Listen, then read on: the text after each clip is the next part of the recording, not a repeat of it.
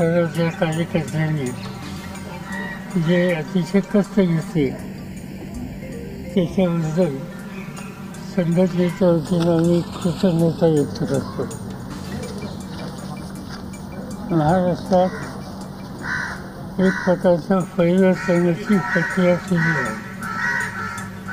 जे काही निवडणुकीचा निकाल आहे तुमच्या हातामध्ये माझं स्टेटमेंट आहे, त्याच्यामध्ये सविस्तर लिहिलं आहे की हा निकाल इतर परिवर्तनाला पोषक अशा प्रकारचा आहे. थोडं पुढे बोलताना ऐकूच नाही, थोडे पुढे घेऊया, थोडं पुढे घ्या. हां थोडंसं माईक पडतील अशा नको.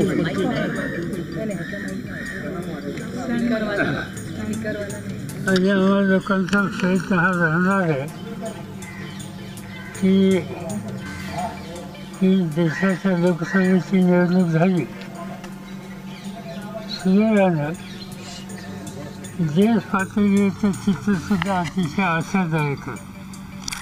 विशेषतः उत्तर प्रदेशमध्ये सर्वसाधारणपणानं तुम्हा लोकांचं आणि आमच्या काही सहकाऱ्यांचं ॲसेसमेंट जे होतं त्यापेक्षा वेगळा निकाल उत्तर प्रदेशच्या जनतेने दिलेला आहे. या निकालाचं आणखीन एक वैशिष्ट्य असं आहे, उत्तर प्रदेशची सर्वसाधारणपणानं तुम्हा लोकांचं आणि आमच्या काही सहकाऱ्यांचं ॲसेसमेंट जे होतं त्यापेक्षा वेगळा निकाल उत्तर प्रदेशच्या जनतेने दिलेला आहे. या निकालाचं आणखीन एक वैशिष्ट्य असं आहे की यापूर्वी भाजपला उत्तर प्रदेश आणि या भागामध्ये जे यश मिळायचं ते त्याचं मार्जिन हे फार मोठं असायचं.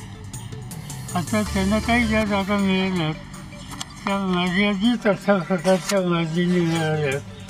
याचा अर्थ राष्ट्र पातळीवर आम्ही लोक जसं काही काम करतो त्याची विशेषतः उत्तर प्रदेश आणि हिंदी बेल्टमध्ये जे आमचे सहकारी काम करतात त्यांनी आम्ही सगळ्यांनी मिळून अधिक लक्ष दिलं.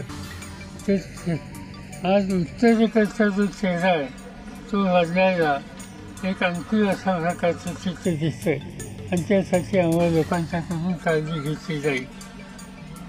आज हा निकाल झाल्याच्या नंतर मी काही सहकाऱ्यांशी चर्चा केली.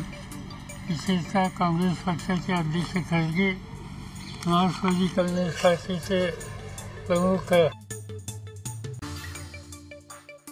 आणि अन्य, तर त्याच्यामध्ये कदाचित अजून नक्की नाही पण उद्याच्या रोज दिल्लीमध्ये बैठक होण्याची शक्यता आहे. आणि तसा संदेश आज संध्याकाळपर्यंत मला आणि आमच्या इतर सहकार्यांना मिळेल. ते असेल तर उद्याच्या बैठकीला आम्ही तातडीने जाऊ आणि एकंदर पुढचे धोरण चर्चा करून ठरवू. एवढंच या ठिकाणी मला सांगायचं. आज या निवडणुकीमध्ये अनेक गोष्टी चांगल्या घडलेल्या आहेत. राष्ट्रवादी काँग्रेस पक्षानं जयंतराव पाटलांच्या नेतृत्वाखाली आम्ही जागा मर्यादित लढवल्या. सगळ्या मिळून आम्ही 10 जागा लढवल्या.